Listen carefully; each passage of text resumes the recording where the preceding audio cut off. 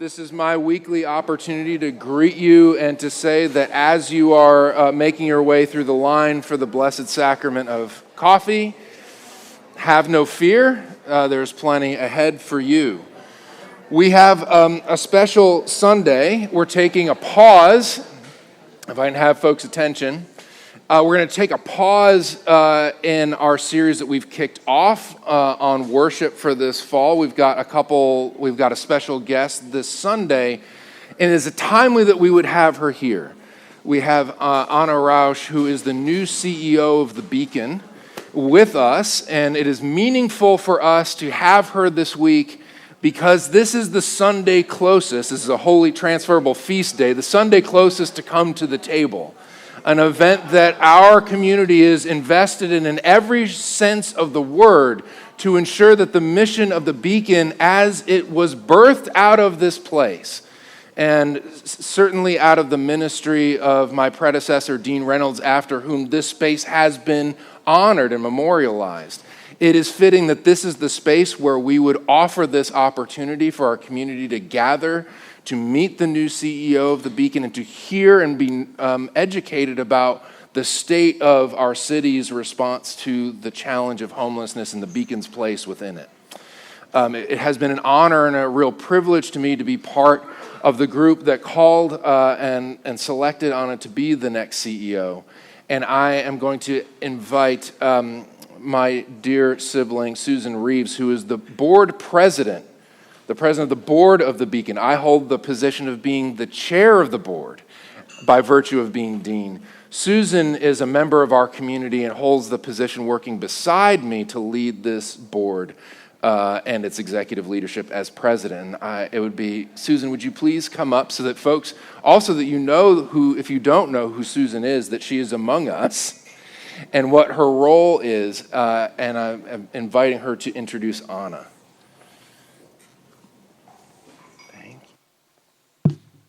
Thank you, Nat. Can you hear me? No. No? Okay. Thank you. Good morning, everybody. I want to say I'm so pleased to welcome both Ana and Julie Falcon, who's our Chief Advancement Officer from the Beacon. So Ana Rausch became our CEO in June. She is a nationally recognized leader in social systems transformation. With more than 25 years of experience in nonprofit leadership, Ana is known for designing and implementing large-scale, data-driven initiatives that generate measurable impact and lasting change. Prior to joining the Beacon, she was director of system transformation at Clutch Consulting Group, advising communities nationwide on homelessness response strategy. And previously, and notably for us, she was vice president of program operations at the Coalition for the Homeless of Houston, where she played a pivotal role in reducing homelessness by 61% across the region. She's a trusted advisor to CEOs, elected officials, funders, and local governments, guiding multi-sector collaborations to address complex social challenges. Her leadership has shaped policy and practices across the U.S., and her work has been featured in many media articles. Ana holds Master of Arts and Bachelor of Science degrees in psychology. Welcome, Ana.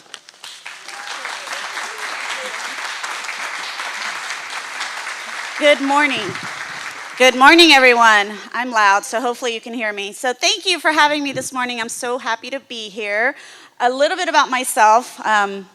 I love Mickey Mouse, I love dogs, I love running, I love gardening, but I'm originally from Brazil. I moved here when I was 8 years old, but I spent every summer in Brazil all the way up until I started college. My brother and I, we would leave when school ended and come right back when school started. So we're very close to our family still in Brazil, in the north, by the way, in the Amazon region, where it's very hot, just like Houston, 365 days a year. So married a native Houstonian. I've lived in Houston pretty much my entire life. Oh, he's right there, by the way, Jason. We have 2 grown children. My mom lives with us. We speak Portuguese at home. I also learned Spanish from watching the novellas on the Spanish channel when we first moved here. I went to the University of Houston. I consider myself a native Houstonian. I really do. because I've been in Houston my entire life and I've really loved the city. We have such a wonderful group of people living here. I always say that even though Houston is the 4th largest city in the US, we're very much like a small town in the sense that we all help one another, especially as it comes to natural disasters. And I'll talk a little bit about that. So I'm going to just go through a history of our system and how it all ties into the Beacon. And so I'm happy to be at the Beacon. As you know, we are a ministry across the street. Some of you might not know the Beacon, but hopefully you all do by now. So we provide essential and next step services to help restore hope and to help end homelessness in Houston. That's the big one, help end homelessness. And that's where I started. So I thought I was going to go to medical school. I graduated, and I wanted to take a break to study for the MCAT. And I took a job at Catholic Charities as a counselor for their program for homeless women and children. And so that started like a passion for trying to understand. Like I was like, how can these women, one day this person was born and they were a baby, and then what happened in their path to have them end up in a place where there's, they don't have a place, they don't have a roof over their head, and they've gone through so much trauma. And so I just became very interested in that and how to help them and learning about government resources and community resources. I had no clue all the things that happened. And so needless to say, I didn't go to medical school, ended up going back and getting my master's in psychology, and here I am today. So happy to be here. Okay, so let's talk about what is, and I'm doing 2 little things here, so bear with me. So what is a continuum of care, or a COC? We talk about that a lot. The city of Houston, is in a continuum of care. So it's basically a geographic region that's defined by the U.S. Department of Housing and Urban Development. And it is, the task is for every entity that addresses homelessness in that continuum of care to work together to address homelessness. And so whether it be funding policies, whether it be strategies, whether it be where the funding will go and how to interact with people, that is what a continuum of care is. And so we have a lot across the region. We have this many. Oops, sorry. Hold on a second. I think my thing went too fast. So there's 24 in New York, 44 in California, 11 in Texas. But this is how many across the nation. So our COC is 3,700 square miles. So that is the counties of Fort Bend, Harris, and Montgomery. So even though Houston sits in Harris County, the continuum of care of which the Beacon is a part of is also in Houston. So what is the way home? So we talk about that a lot. Sometimes people get confused about what the way home is versus what a continuum of care is. So it's essentially the same. A continuum of care is usually designated by a state abbreviation and a 3-digit code. And so our official COC name is TX-700. And so we don't want to refer to ourselves as TX-700. We are the TX-700. And so several years ago, when our community came together to redefine how we address homelessness, we just decided to rename ourselves The Way Home. And so there was a lot of branding that went along with that. And so the Beacon is part of this system called The Way Home. More than 100 partners working together to end homelessness in our continuum of care. So I get asked this a lot. In fact, one of our staff asked me the other day, where does the money come from? So Houston is revenue capped. That means that the voters, there's a cap in place for how much taxes or revenue can be raised. And so that can only be changed by a vote. Obviously, the citizens vote, and it's passed by the mayor and the city council, et cetera. And so we do not get local dollars for homelessness like other cities like Los Angeles and New York and San Francisco, meaning like tax revenue, alcohol tax, for example. I was in Anchorage a few years ago, and they had just implemented an alcohol tax, and within a few months, they had $13 million. We don't have that here.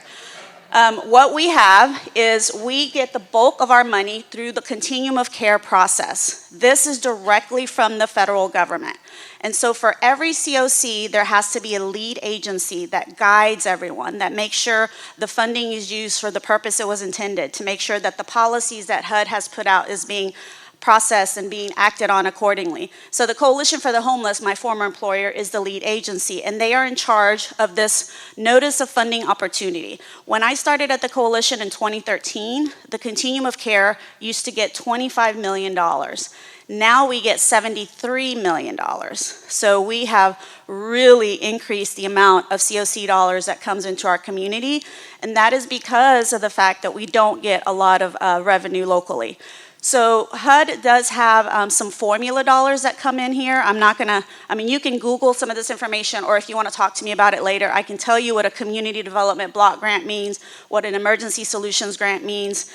And I was just talking to Bradley before this, and he was talking about how there was an article that came out that the poverty rate in Houston has increased. So the formula that HUD uses to allocate ESG and CDBG dollars draws on that poverty rate. So it looks at affordable housing, the cost of living, how many children are in poverty. All of those things are used to determine how much of these different allocations come into the community. But the bulk of the money that we get to address homelessness comes directly through the federal government. This is kind of how it shakes out a little bit. So you can see 90% comes from HUD National. 8% comes from local jurisdictions, and that's the county and the city.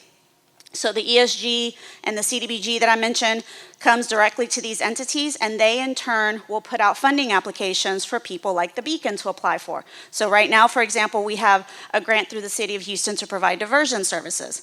And so that's how locally the dollars are spent, but there's no revenue as far as like taxing goes to address homelessness.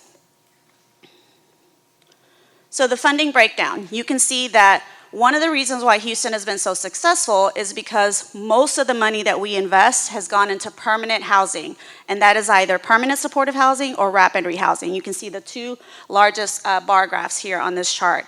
And then you can see kind of the breakdown of where the rest of the money. So the $73 million that you see in front of us, that is where all of the money goes to. So when someone says, well, where does the money come from to house people? This is where the money comes from.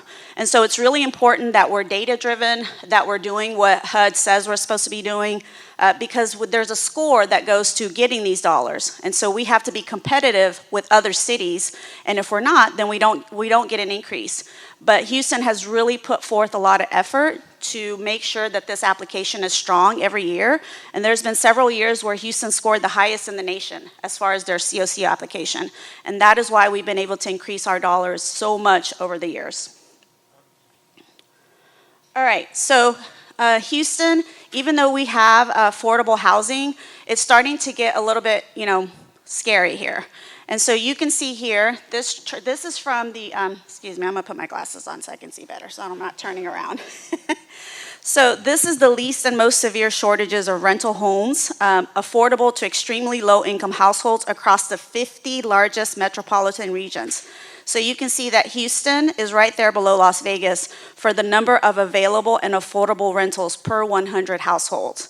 So we're starting to get up there. The metropolitan areas of Pittsburgh, they're better. And so it used to be that Houston was on this side, but the more people move here and the more property goes up, the more expensive it's starting to get for us to be able to find affordable housing for our most vulnerable neighbors.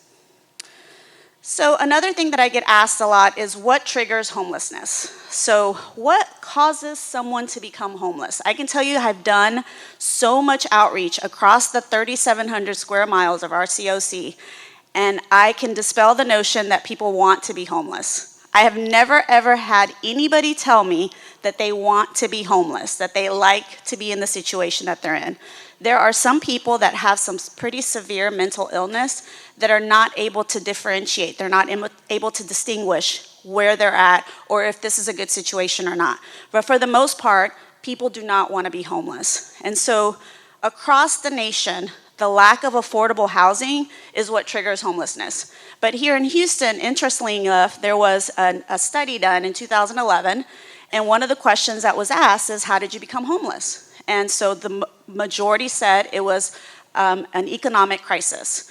And so in 2016, I oversaw the homeless count for the city, for our continuum of care, from 2016 to 2024. So for those of you that don't know, every January, we do a homeless count, where volunteers go out in the community, all 3,700 square miles over a 3-day period during the day, from 7 a.m. to 4 p.m., and they interview individuals on the streets that might be experiencing homelessness. That is using an app on the phone.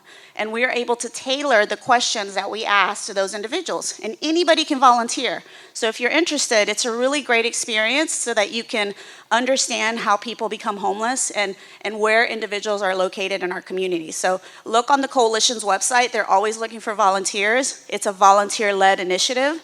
But it's very important because it gives us a snapshot of what's happening with homelessness in our region. And so we decided to ask people in the survey, what is the number one reason that caused you to become homeless? We also asked people, where did you become homeless? Because there's this notion out there that all of these states are sending people here. And so the number one factor is an economic crisis. I lost my job, I got evicted. The second one is a family conflict. So I was maybe living with someone and got kicked out. So those are the two main reasons why people become homeless. Homelessness is also, primary causes of homelessness. I forgot about this one.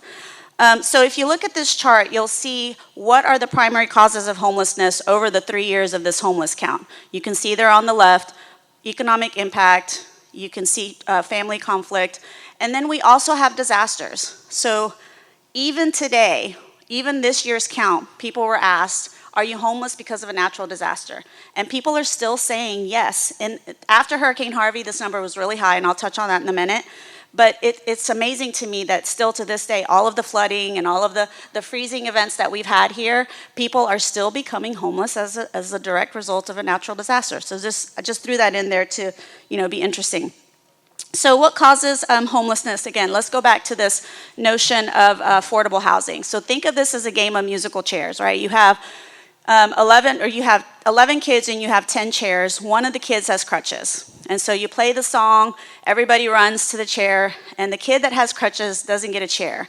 And so most people think, well, that's because the kid didn't have crutches. But really the reason why is there's not enough chairs.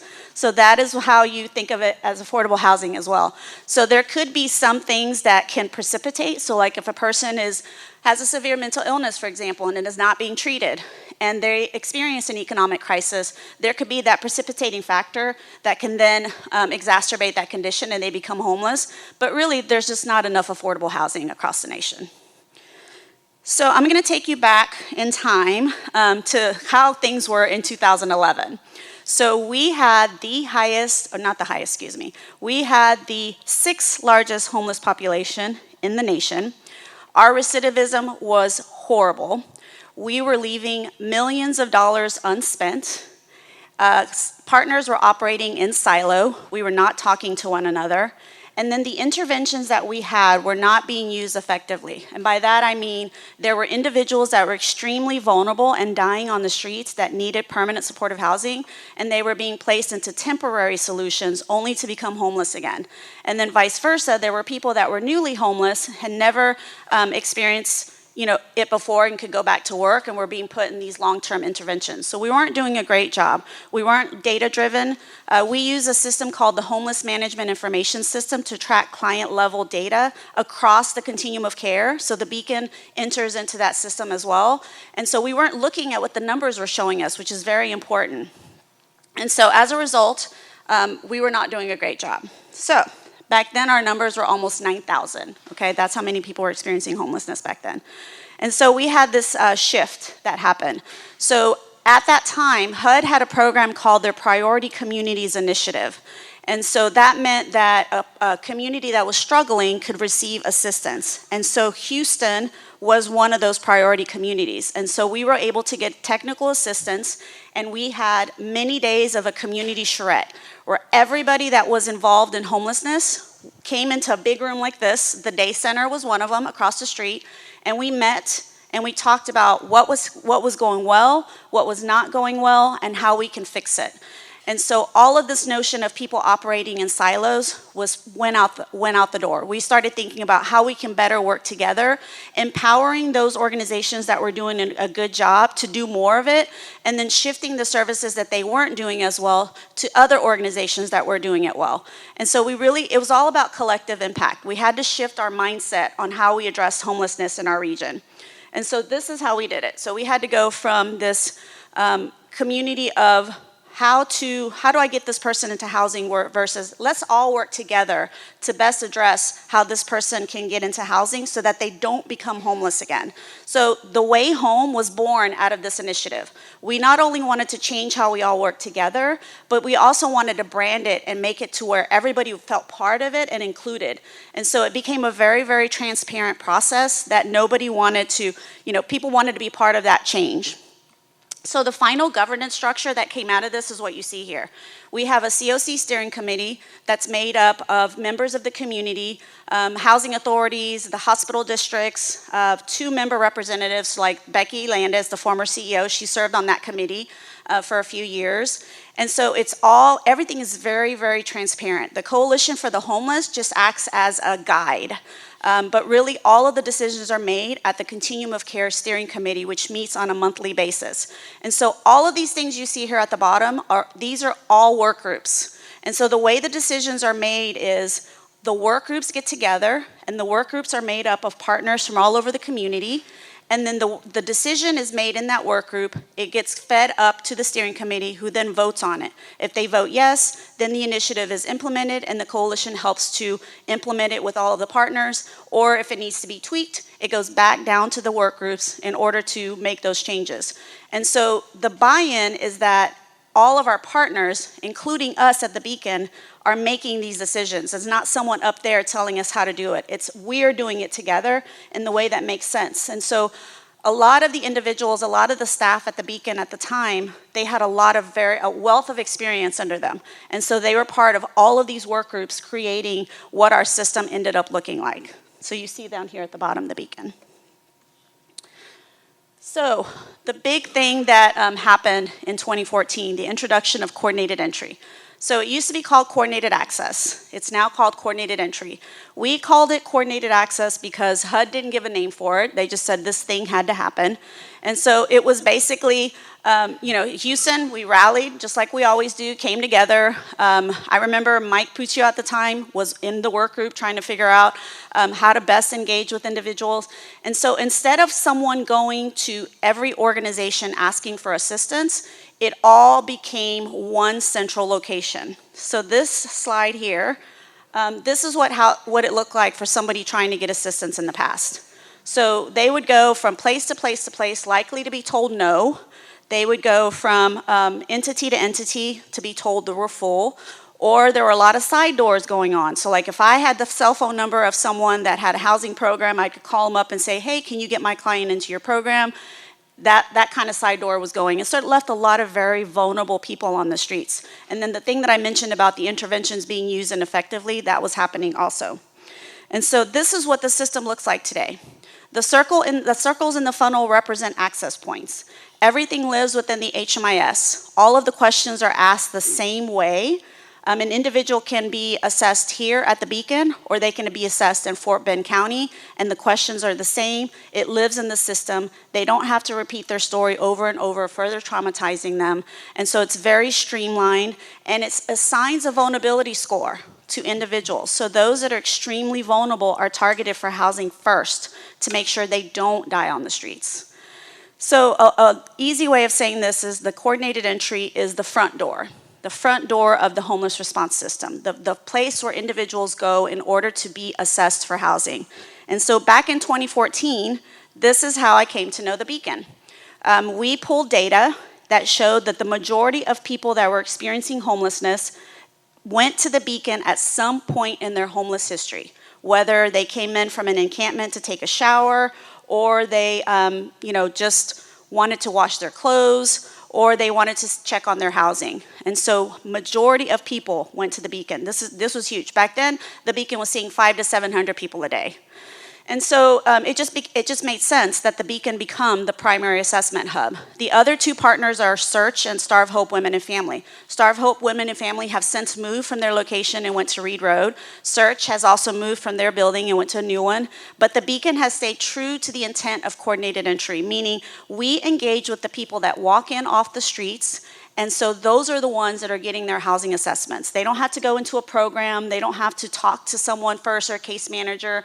If there's an assessor available at the time, then they are able to get assessed for housing. And so I spent many, many, many months here at the Beacon testing the assessment process. This was in 2014. To see how it worked. I would sit in the day center, assess individuals, go back to the coalition, tweak the assessment, come back. And that's when I just, found out how wonderful the Beacon was, and they became my favorite partner when I worked at the coalition. And so we had many events there over the years, and it just became my favorite place.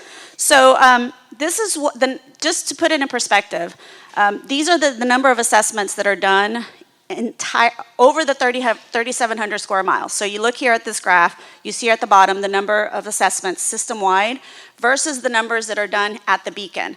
Now that, 18% or 16% might not seem like a huge number, but when you look at the number of assessments and the size of our continuum of care, that is a fairly large number. And we don't have assessors to assess every single person that walks in our door. So and they're continuing to do that. We have 2 assessors. Over the years, we've had many assessors. We've gone down to 2 now. It's one of those things that we really, really need more of. Another thing that the Beacon helped to develop is this process of housing navigation. So I sat with one of the employees here many moons ago because this employee was fantastic at getting people into housing. I mean, just fantastic. And so I'm thinking, we need to replicate this person across the system. And so I just sat down with her and wrote down all the things she does and created a job description. And so we put out this to our partners and said, we need housing navigators. And Avenue 360, or Harris County Community Services at the time, ended up hiring the very first navigator. But eventually this person became a navigator and ended up training many other navigators in our system. So this has been really one of the crucial points of our system, this housing navigation, because the old way of doing things was, here, get this packet filled out and come back. What are the likelihood if you're on the streets that you're going to bring that packet back? Not very likely. And so the housing navigator literally takes someone by the hand and facilitates every interaction that they need to in order to get that person housed. Okay, so we were on cruise control, and then we were on cruise control, and then this guy came to visit. And we all know what happened after that. I'm not going to go into all the horrible things that happened. But one of the things that did happen is that, aside from losing thousands of affordable housing units, is we saw an 18% increase in unsheltered homelessness. So people were telling us that they were homeless on the streets because of Hurricane Harvey. And so it was just really detrimental to our system. We also diverted so many resources. So our homeless response system essentially stopped because we were working on getting people that were impacted by Harvey back into a place or clearing out the disaster shelters. And so even though we had made an impact in homelessness by 54%, we still had people on the streets. And so no one believed us. No one believed that we were doing so great. The other thing that we were seeing is, because we had not seen an increase in those COC dollars that I mentioned, our homeless numbers plateaued. And so we hadn't really seen an increase aside from that 18%, but we really hadn't seen a decrease either. So we needed to do something to kind of get over that hump. So again, back to this 54%. This is kind of how it looked like back then. A lot of people sleeping around the Beacon, a lot of complaints from the neighbors, and we were saying, but we've cut homelessness in half. That meant nothing to people that were living in the neighborhoods, concerned citizens that were seeing people just being exacerbated on the streets and getting worse and worse. And so again, we had to figure out something to do. And so we had this crazy idea to close an encampment. And so we're like, okay, there's this new project starting, a new permanent supportive housing project starting, and we have this horrible encampment that's over there, used to be where the Fiesta was, off of Fannin.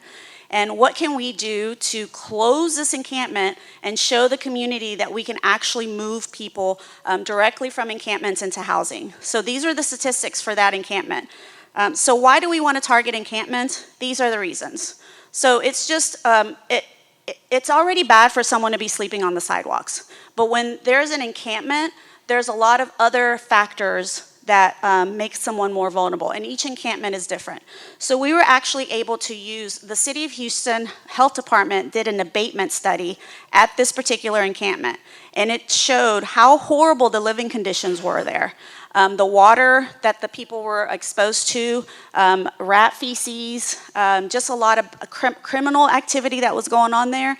And so we were able to use this abatement study to put in a prioritization for people living in encampments, meaning the people that live in encampments need to be housed before everyone else because they're the highest risk factor as far as death and disease goes. And so from there, we just grew our encampment policy. The next biggest one that we had was the big Chartres one that was next to the ballpark. We've tackled that one a few times, but we had this program called Housing Harvey's Homeless. So the Nation of Qatar gave a lot of money to the city of Houston through the Mayor's Complete Communities Fund, and so the Beacon was part of this strategy. Everything that happened during H3, where we engaged with over 200 people at that encampment, they were brought to the day center, and the landlords would be there. The staff would engage with individuals and bring them to the day center to complete their paperwork. We had landlords that would go under the bridge and then come back to the day center. We had multiple navigation events at the Beacon. Our staff engaged, our navigators from the Beacon helped get people's documents, their paperwork started so that they could get housing. So if you look back at the statistics, 70% of the 286 people were housed. And so the encampment was fenced off, but what ended up happening is that people started living around the fence. So then it had to be tackled again this past year. So did you know that Houston is a superstar? So if you haven't heard this already, I urge you to go and just Google some of this information that I'm showing here. So Houston was the first major city in the US to end veteran homelessness in 2015. So that doesn't mean that there's not a single homeless veteran on the street. That means that there are enough resources to house all of those veterans within 30 days and ensure that they don't become homeless again. That's what we call functional zero. We were also featured in a New York Times article. All you have to do is Google how Houston housed 25,000 people, and it'll show the article. It brought a lot of attention and funding into our city. The encampment response that I mentioned, so we actually put pen and paper down. We had staff from the Beacon, from Search, all of the outreach providers, day center, shelter providers, got into a room and we put pen to paper. And we actually wrote an encampment response manual, and this manual is used by HUD as a national best practice. And so it's really fantastic how all of the partners come together to address homelessness in the fourth largest city in the US. So looking at our homeless numbers, okay, so the top line that you see there, that is the homeless count. And then below are the number of people that were housed. And so you can see that it's over 35,000 by this point. But the circle that you see there, you see that there's a dip, and then you see that there's a rise in housing. Those are the times when we had more housing available to our community. And so you can see the time when we didn't have housing available. Oh, sorry, hold on. See there how it dips? Unfortunately, during those times when we did have an abundance of housing, we were using disaster dollars as well as COC dollars. So we've become really great at using disaster dollars that come into the community to address disasters to homelessness. That's not what disaster dollars are intended for. So what ends up happening is that the disaster dollars are not all used for disaster response, so there's money left over and it gets used for homelessness. Not ideal, but that's how we've been able to make things work here. The other thing I wanted to point out is what's happening at the Beacon now. So these are the number of individuals that are served for meals.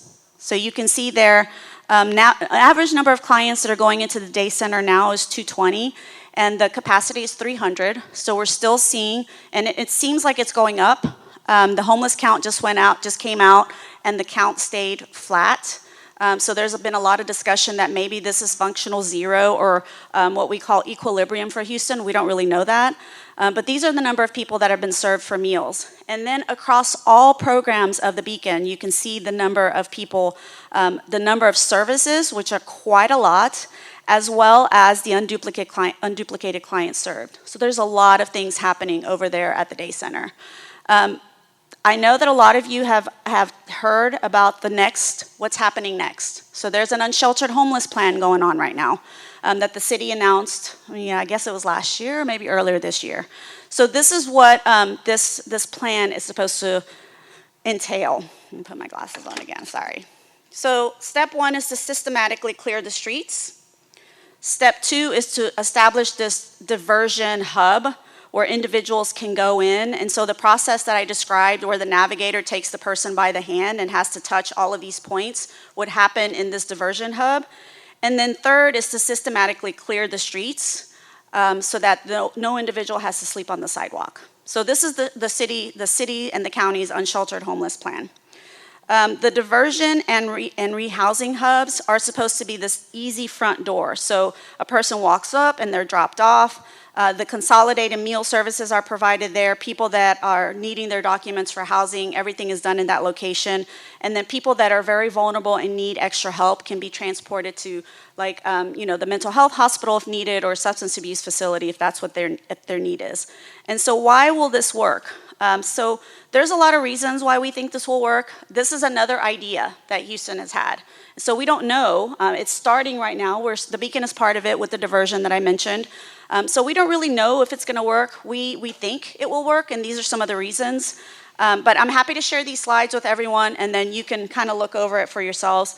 This is what they're saying it's going to cost: $70 million for the first year. There's an article that just came out on I think it was Houston Press, or the Chronicle, yeah, about where that the money has not all been raised yet. There has been, since this slide was put together, there has been some philanthropy that have come to the table that have, put some money towards housing, but the diversion hub money has not been identified, and there's still a lot of housing. The $41 million disaster dollars, again, have been identified for housing, have been repurposed, so here we are using disaster dollars again.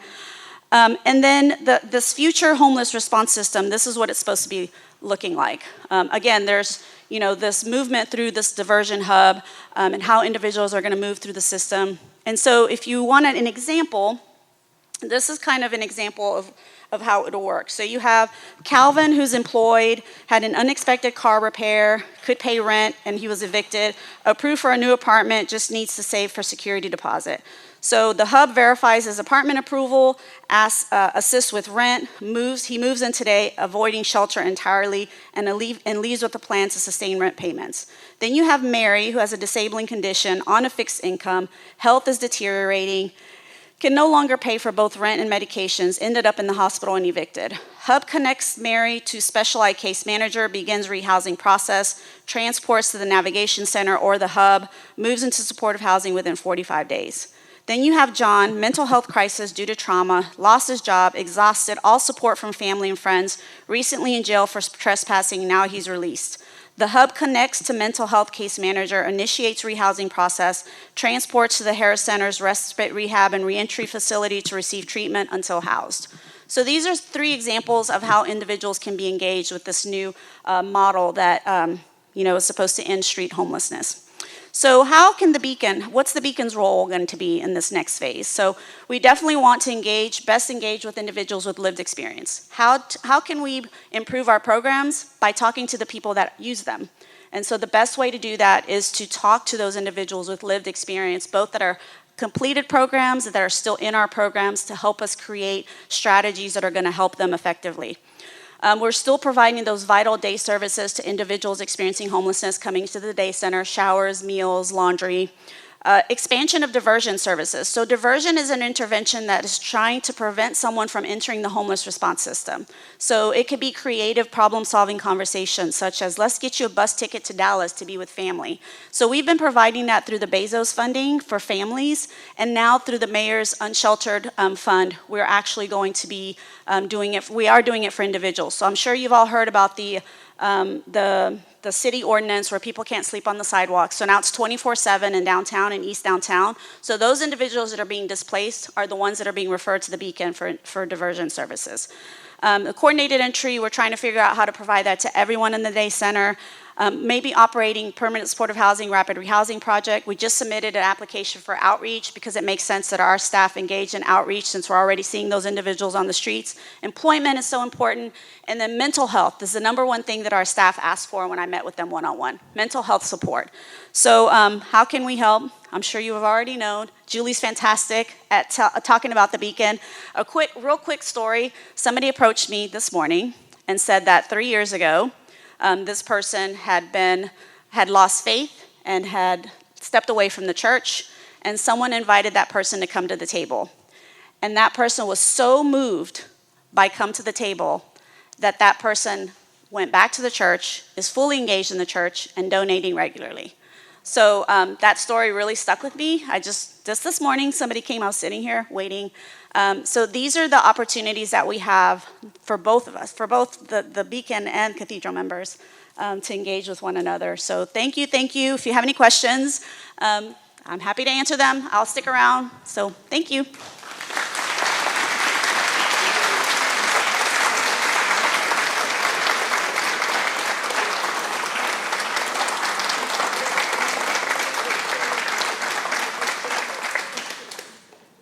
Thank you, Ana, for coming and sharing. I hope all of you who didn't know when you came this morning, you're going out a far more informed citizen and child of God than you have been for a while, and you're seeing just a sliver of the many reasons that we are tremendously grateful that Ana agreed to come and serve as the Beacon CEO. Running very short on time, so I've got just a couple things that I want to make sure you know. First of all, to second what Ana just said, come to the table this Thursday evening. There are still tickets available. If you are not already planning to come and would like to come to support, please visit the Beacon's website for how to get information about how to come.